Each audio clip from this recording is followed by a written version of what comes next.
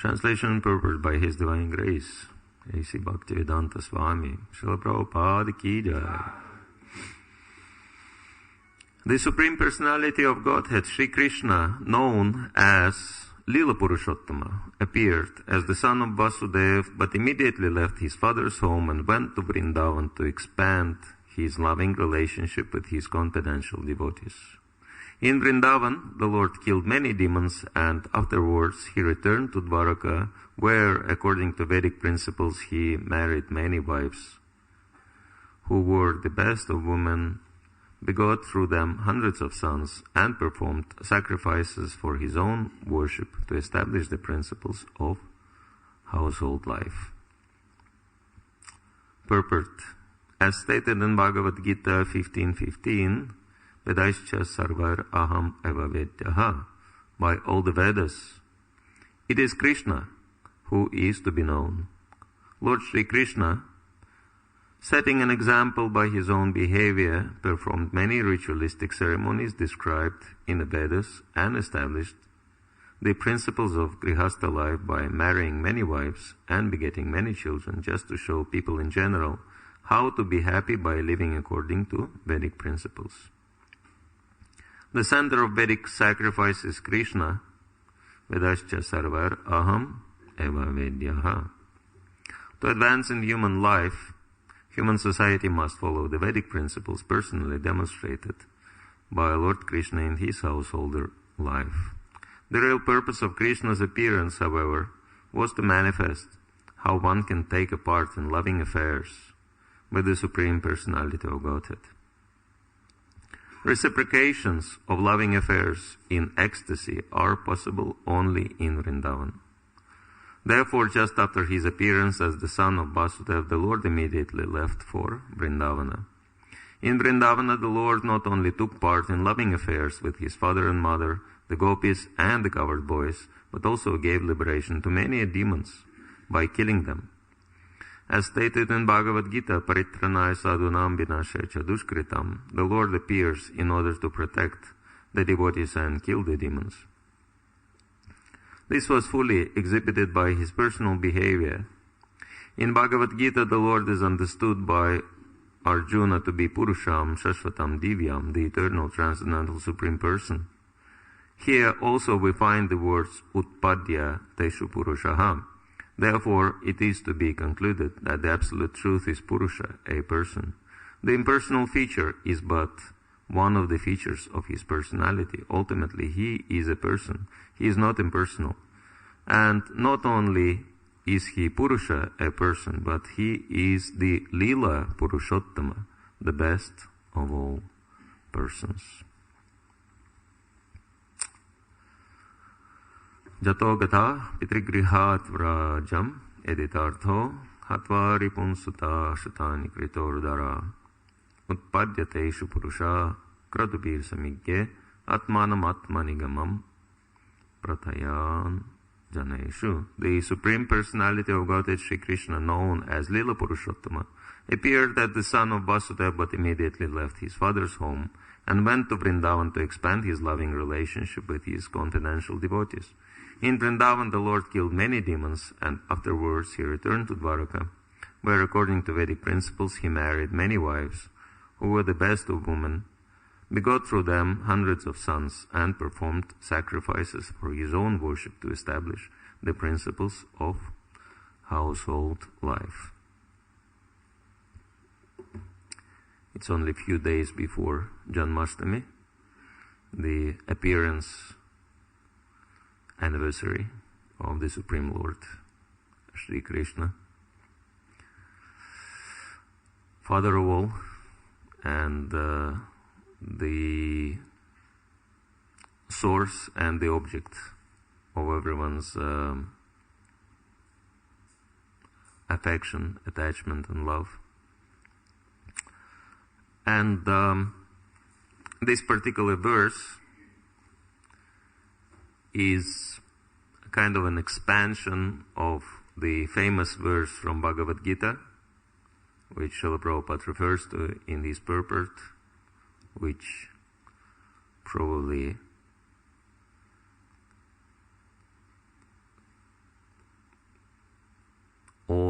or almost all of those who have Indian origin would know by heart.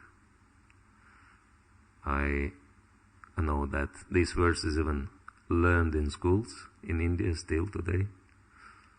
Paritranaya sadhunam vinashaya cha dushkritam dharma samstapanarthaya sambhavami yuge yuge.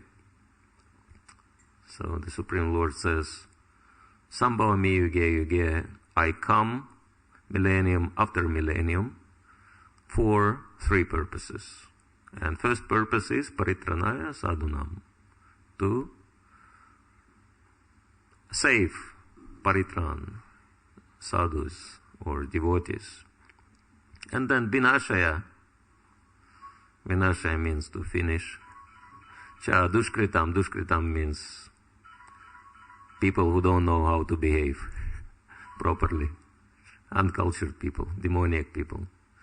And third one is dharma samstapanarthaya, to re-establish dharma, or the principles of real human life, centered around serving the Supreme Lord. And I was thinking that the most important aspect in our lives is how relevant the subject is to us personally, right? And so, hearing about Krishna, sometimes we may not understand why do we have to hear about Krishna, right? And sometimes we can see some people, devotees, sitting at the class and nodding on regular basis, fully agreeing with what has been said. Because, some people might be genuinely tired. But many times it's a kind of subconscious reaction to irrelevance, or not understanding the relevance of the subject to my personal life. And therefore relevance, I would say that, of the three phases of Krishna conscious development, theoretical understanding, practical application, and achievement, the goal, Sambandha, and Abhidheya, and Prayojana, and of course the goal, Srila Prabhupada indicated in the purport, is developing love of God, divine love. So for us, the Abhidheya is the central point, because this is why we study theory, because we want to apply this theory in our lives, and only by application of the theory, by practical activity, we can achieve the goal, we can achieve the love of God. And therefore, Janmashtami is meant to be very relevant in our lives. We want Krishna to appear in the same way as he appeared in the prison house of Kamsa. So we are in exactly the same position, because we are in the prison house of material existence, right? In the same way as the four walls are limiting those who are in the prison cell, limiting their freedom, so our freedom is also limited by the four walls. What are the four walls? Birth, diseases, old age, and death.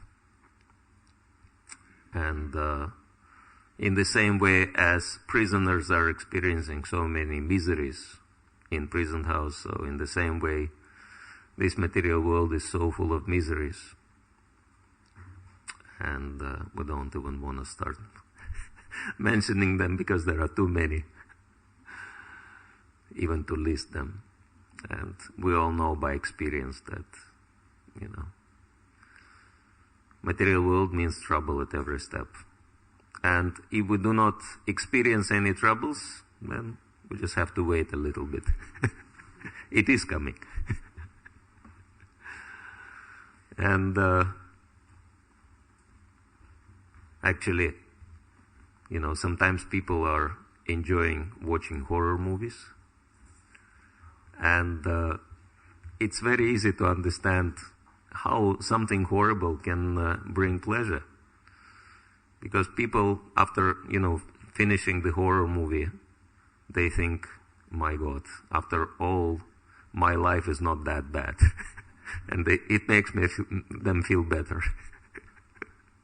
So this is the material world. It is so bad that we need to, focus on something which is much worse, to feel a little relief. And so, but we don't want to experience miseries. How many of you would like to have misery as soon as possible? No volunteers. Because it's natural. This is the nature of the soul, anandamayo bhasat.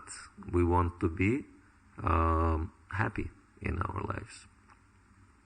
And therefore, we want, in the same way as Krishna appeared in the prison house of Vasudeva. And where is the prison? The prison is actually inside, right? Because Kamsa, who is Kamsa? Kamsa is the false ego personified. And even though he was a real person living more than 5,000 years ago, but he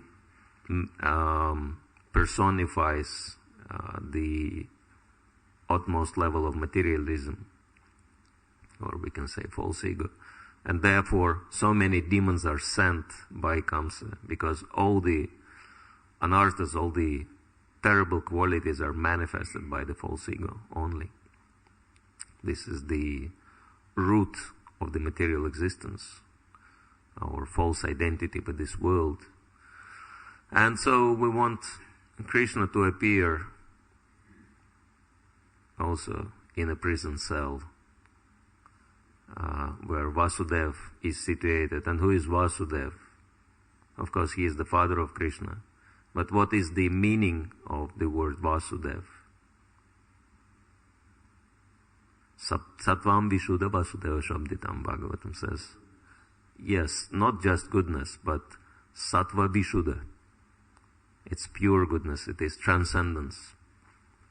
So Vasudeva means crystal clear, pure spiritual consciousness. So this is who Vasudeva is. And so Vasudeva is imprisoned in the, in Kamsa's cell. And as soon as Krishna appears, and what Krishna says, carry me out from here to Vrindavan. And what happens next? Yeah, the chains break. All the guards fall asleep. All the doors are open. And then Vasudeva just walks straight through with no hindrances whatsoever. So as soon as we take Krishna up, what does it mean? Yes. Yeah, yes. Yeah, that's the result. But what does it mean to take Krishna on our hands?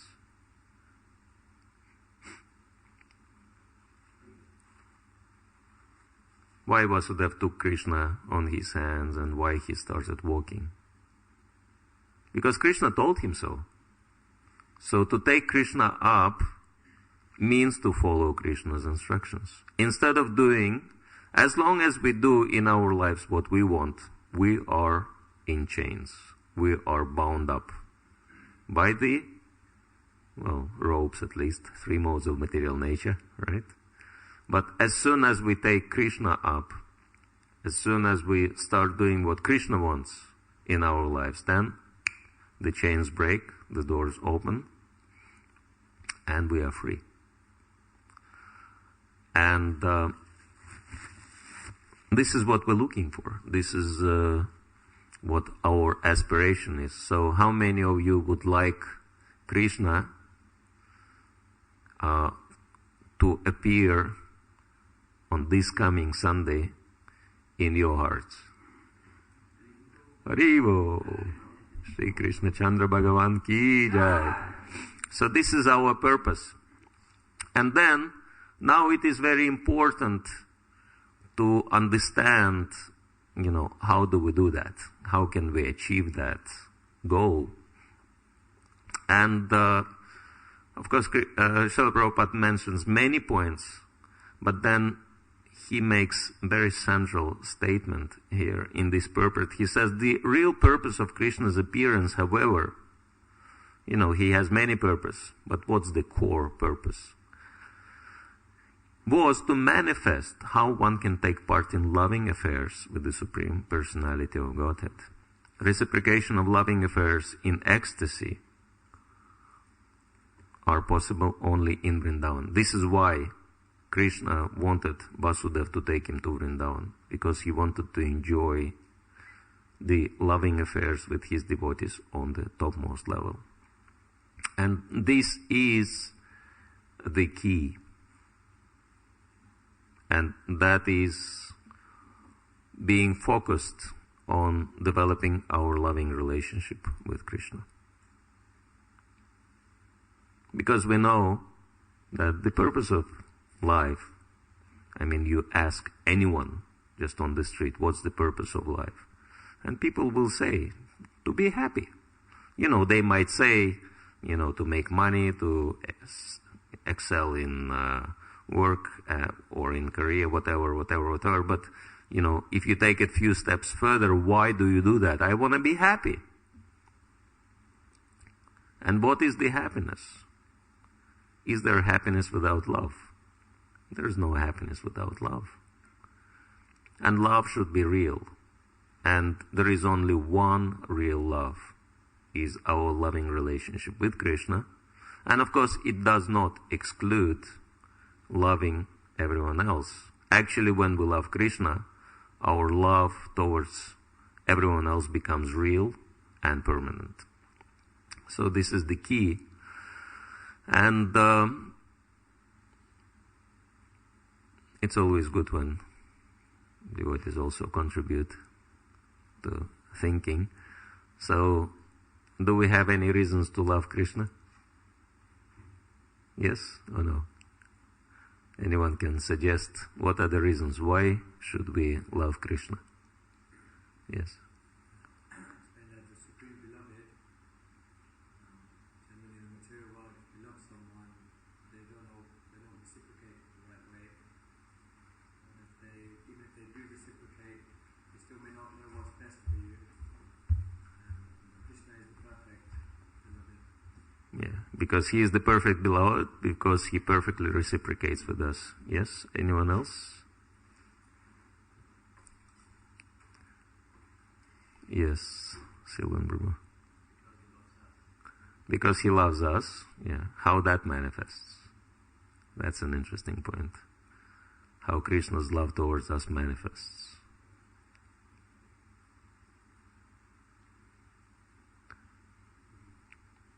Nobody knows.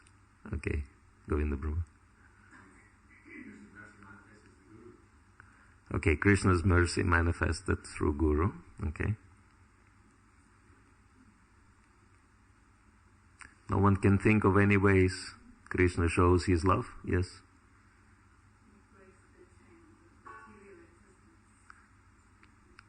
Yeah, he breaks the chains of material existence. Prabhu. Prasadam. Definitely, yeah. That's Krishna's love, yes. Through his devotees, yes. Devotees show, because otherwise, what's the reason?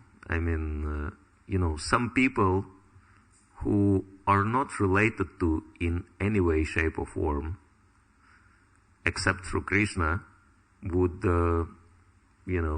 look after you, take care of you, do so many things for you, free of charge. That's love.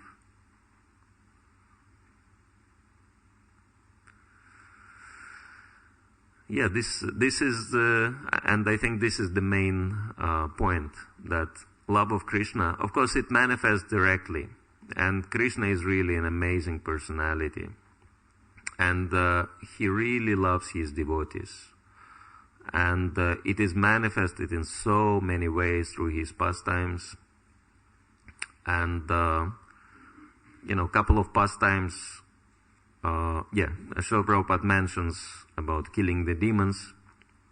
And for us, Krishna's pastimes, they are divided into two main categories. One is Nitya Lila, eternal pastimes, wherein Krishna enjoys loving reciprocation with his perfect devotees. And another one is Naimitika Lila. And Naimitika Lila is specific pastimes meant for this world, which are not really needed in the spiritual world. And one category of Naimitika Lila pastimes is killing the demons, because there are no demons in the spiritual world. So Krishna manifests those pastimes only here. And Acharyas, especially Bhaktivinoda Thakur, says that those pastimes, Naimitika Lila pastimes, wherein Krishna kills the demons, are very relevant for us, because by killing the demons, Krishna removes the obstacles on our path of developing our love for Krishna. So he removes different, what we call anarthas, or unwanted types of contamination within our hearts. And I just wanted to briefly mention, because we wouldn't have too much time, two pastimes of Krishna which are happening in Vrindavan, but in these pastimes he doesn't really kill demons, but he deals with demigods who have demoniac mentality, or materialistic mentality. Materialistic means demoniac, right? It just depends on the degree. And I was thinking that for us as devotees, this is very relevant, because demigods are devotees, but still, because they have materialistic desires, sometimes when they start acting on these materialistic desires, they manifest, we can safely say, demoniac behavior. And very very vivid example, very clear example of that is when Lord Indra was offended, when he was not properly worshipped, when the sacrifice meant for his pleasure was stopped. And he was so offended that he decided to do what? To kill Krishna and kill all his devotees in Vrindavan, right? Can you think of more demoniac, ways of thinking, or more demoniac attempt? And this is a devotee, one of the official devotees, right? Holding very high position on a universal scale. And yet he decides to kill Krishna, and he decides to kill every single devotee of Krishna by sending torrential rain and hail on Vrindavan. So we can see how it works. And unfortunately, we are not immune to that danger, to have that demoniac mentality, to be affected by that demoniac mentality. And Acharyas are explaining, well, Bhaktivinoda Thakur is explaining specifically, and Bhaktisiddhanta Saraswati as well, that just by hearing about these pastimes, hearing and discussing these pastimes actually frees us, makes us free from this danger of falling prey to that anartha, specific anartha. And so it was very amazing fact. Most of you know this pastime, this lila. How after it was all done, one amazing thing, again, Krishna's love. Krishna's love towards everyone, towards all his devotees, even when devotees manifest such a naughty behavior, like Lord Indra. He was very naughty in that sense. And Indra was really angry. But how Krishna responded? It's very amazing, right? That Krishna was not actually thinking, even though Nectar of Devotion mentions that Krishna became little bit upset with Indra, and for a moment he was thinking, I have to punish Indra. But then he immediately changed his mentality. He thought, anyway, never mind, let him do whatever he wants to do. I'll just take care of my devotees, and that should be it. And then he lifted, Krishna was thinking like a little boy, okay, it's raining now. So everyone is suffering from all these torrential rains.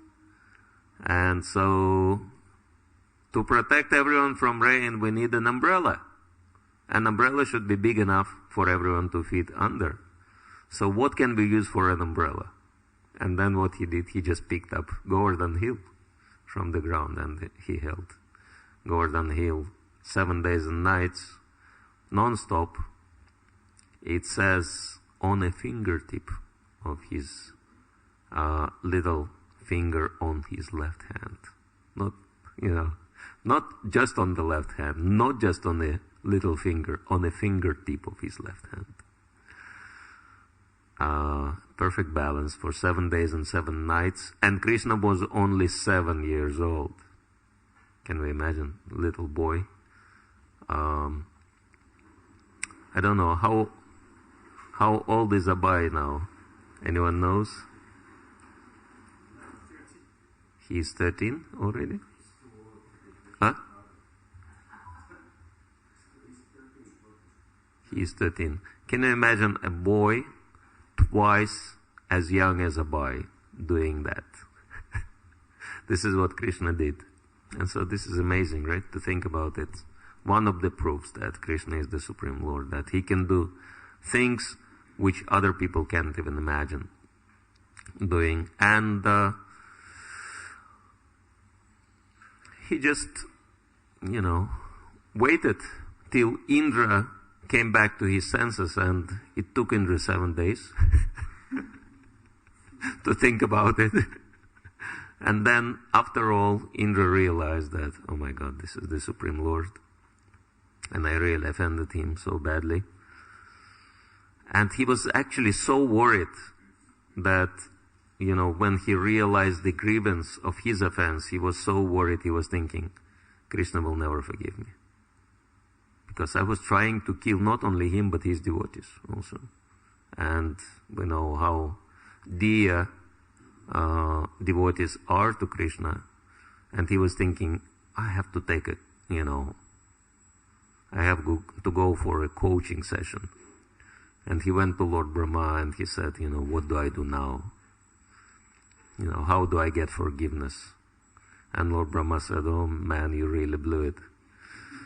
Because I committed an offense. I stole Krishna's, friends and his cows.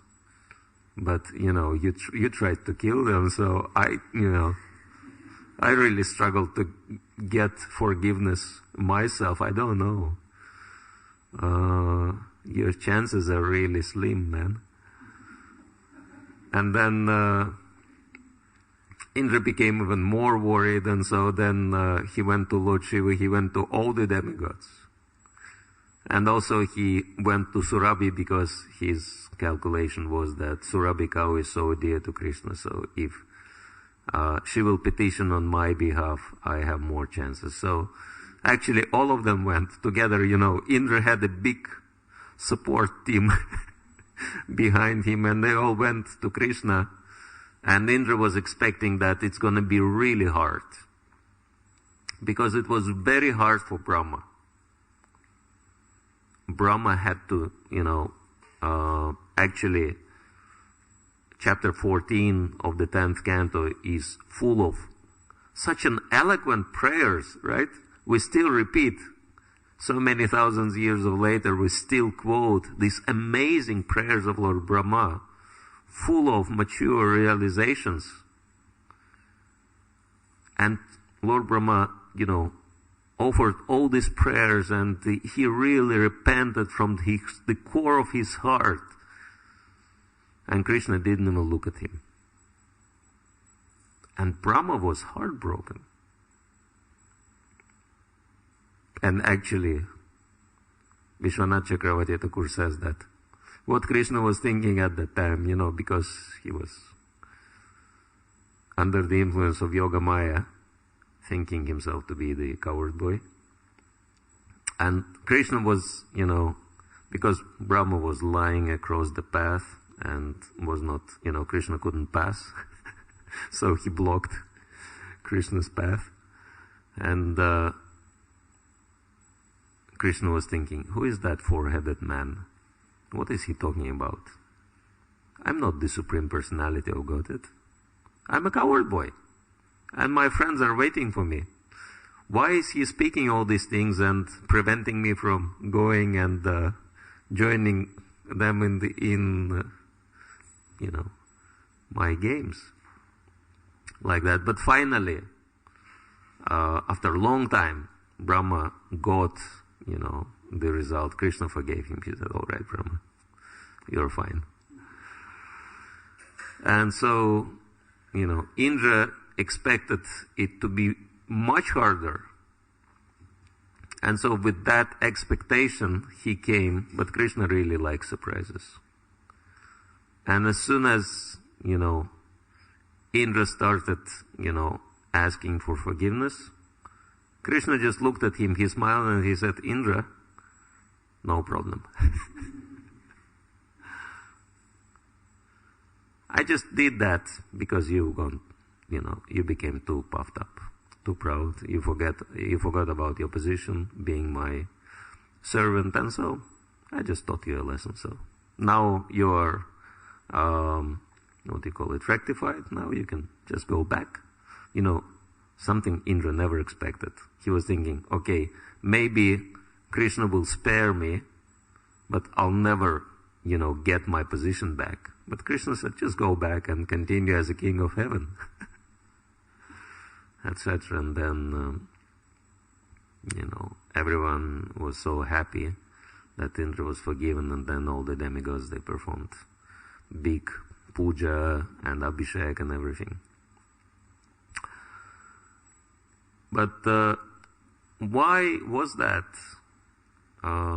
so easy for Indra to be forgiven as opposed to Lord Brahma? Because on the external level, Lord Brahma's offense was much less serious than Indra's offense, right? That the attempt Lord Brahma made was much less, lesser offense. And the Acharyas are actually explaining that the reason for that, because after being under the Govardhan hill for 7 days and 7 nights, Krishna was so happy because he fulfilled every single aspiration of every single devotee in Vrindavan, because they all wanted to be with Krishna 24/7, right? And they've got that exactly. 24/7. 24 hours for 7 days and nights they were with Krishna. Altogether, they could enjoy their rasas with Krishna. And so because the devotees were so happy, and Krishna was so happy, and when Indra came, and in fact, Indra, indirectly, he facilitated that situation. And because of that, because of all those reasons, Because Indra, by his offense, he united all the devotees around Krishna. And so therefore he was so easily forgiven. But what Brahma did, even though superficially it was much less serious, but he separated Krishna from his friends and from his goals. And that's why Krishna was not really happy. So it's just, one illustration how dear the devotees are to Krishna. And that's why it is so dangerous to offend devotees or make devotees unhappy in any way, shape or form, because Krishna becomes very unhappy. And this is what Krishna takes as something very, very serious. What to speak of doing something which discourages devotees from being with Krishna or being in the association of devotees and actually living the association of devotees. That's a very, very serious offense. And of course, if we act in a different way, if we act in a way which actually makes devotees happy, which makes devotees enthused, enlivened, which makes them feel loved, supported, then that really, really makes Krishna happy. And as a result, if Krishna is happy, then what's happening? We are happy as well. How many of you had that experience? When you actually made devotee or few devotees happy, one way or the other, you felt really happy? Anyone had that experience? So this is actually the key. How to gain the divine love. As Srila Bhaktivinoda Thakur says,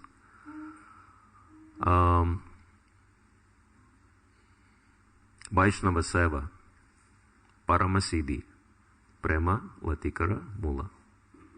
He says that serving Vaishnavas is the best way to achieve Paramasiddhi. What is Paramasiddhi? The top perfection. And Prema Latikara Mula. This is the very root of the creeper of Prema, divine love. And, just a little illustration. I mean, there are so many illustrations in scriptures, how Krishna loves his devotees, how Krishna loves Arjuna, for example, so much that he not only drives Arjuna's chariot, not only cleans his horses and looks after his chariot as a menial servant, but at the battlefield he sits in front of Arjuna, and actually he receives the arrows in his own chest, which are meant for Arjuna. So he acts as a living shield to protect Arjuna from the arrows of his enemies. So, of course, we hear all this, but it does not mean that these things were happening many thousands years ago. These things are always happening even today. And, I just wanted to share a little pastime which I've heard some time back from the devotees, which was really, really astonishing. How Krishna loves his devotees and how that manifests even today, even now. Maybe some of you heard that there was an earthquake a couple of years back that was in New Zealand, and the New Varshana temple, which is near the Auckland, was damaged, and the deities were broken. Not Christchurch, no, at New Varshana. It's near Auckland. And they had marble Gornitai deities. Huh? Yeah, Christchurch also suffered. Yeah, but I heard what happened in that temple. And I was wondering, why Krishna, arranged things in such a way that the deities broke. No devotees suffered, but deities were broken. And they had to replace the deities. And I had that question for a while, long time. And then Krishna arranged that I've got the answer. One devotee narrated what actually happened. That during the earthquake, it was actually the mid-day arti, the noon arti, 12:30 arti, going on, and few devotees were at the temple room,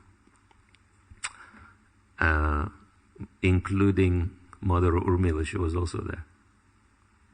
This is because she spent some time quite some time in this community. And so the pujari was doing the arati to Gaur time, and then the earthquake started. And of course, because pujari is standing on this side, which is on our left and on the deity's right hand side, he was standing next to Lord Nityananda. And when the earthquake started, pujari quickly put down the arati articles, and he went and he was holding Lord Nityananda to prevent him from falling off the altar because of the pushes. And then what happened, there was a big push, and the whole altar came down. The ceiling of the altar came down.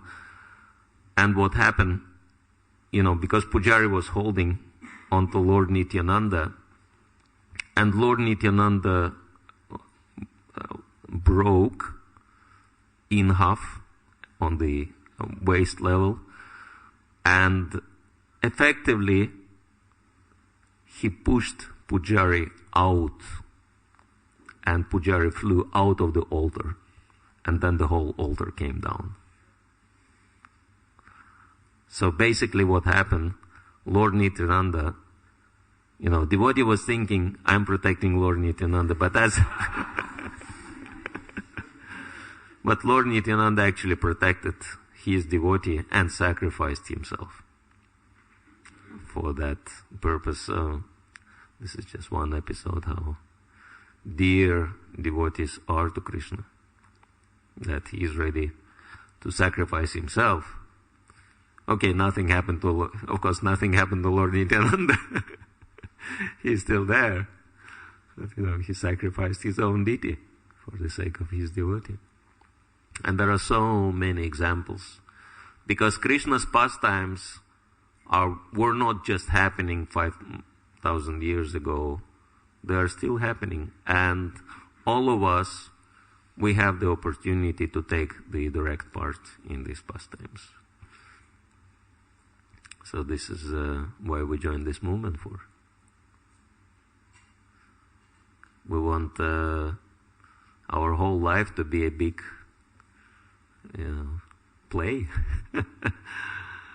like children are playing, and they are not worried about anything, right? But the adults have to live very serious and many times boring life. But children can enjoy life, and it's fun. And so this is what Krishna consciousness is offering us. And this is the door we have the opportunity to open for ourselves if we use that right key. Just focusing our whole attention and intention on one thing only. How can we make Krishna's devotees around us happy, enthused, and satisfied in all respects? And we can see that the temple, which is so much focused on that, Chaupati temple in Vrindavan, is really showing what kind of miracles this focus produces. Thank you. Hare Krishna. Grantaraj Srimad Bhagavatam ki jai, Srila Prabhupada ki jai, Samaveta Bhakta Vrinda ki jai.